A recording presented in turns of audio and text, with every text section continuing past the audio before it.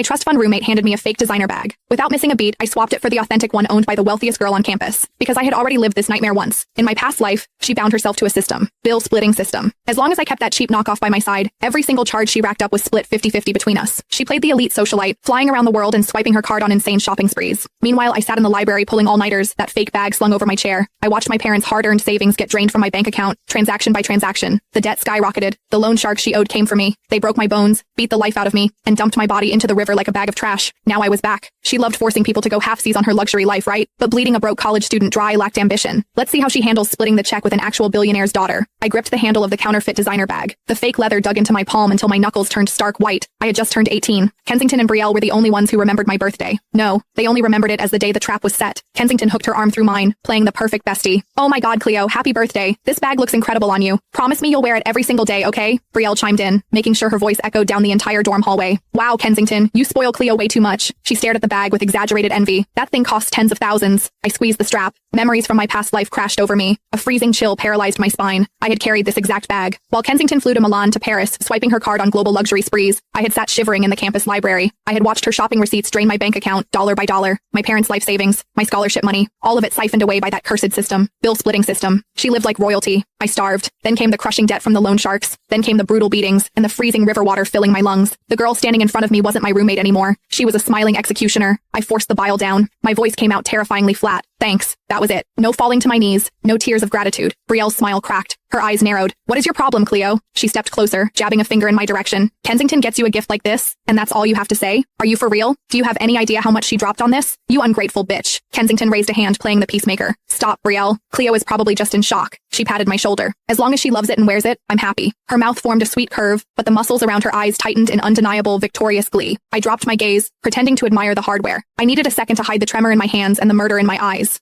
My phone screen lit up against my palm. A news alert popped onto the lock screen. Florence, daughter of the state's wealthiest tech billionaire, to attend the university's charity art gala this weekend as a VIP guest. My pulse hammered against my eardrums. Florence, the heiress. In the attached paparazzi photo, she wore a couture gown. Slung over her shoulder was a bag, a six-figure, limited edition piece, the ultimate flex of untouchable privilege. It was the exact same brand, the exact same model, the authentic version of the cheap fake I was currently holding. A reckless, borderline psychotic plan clicked into place. Bleeding a broke scholarship student dry was child's play. Let's see how she handled splitting the check with the actual daughter of a billionaire. I tipped my head up, curving my lips into a faint, paper-thin smile. Kensington beamed back, soaking up what she thought was my pathetic gratitude. My fingernails dug half-moons into my palms. Not this time. The next day, I walked back into the dorm room with the knockoff slung over my shoulder. Kensington and Brielle were doing their makeup, whispering huddled together. They traded a smug, loaded glance the second I walked in. I ignored them, making a beeline straight for Dakota's desk. Dakota was a total clout chaser. She constantly drooled over Kensington's designer stash, desperate to claw her way into their little inner circle.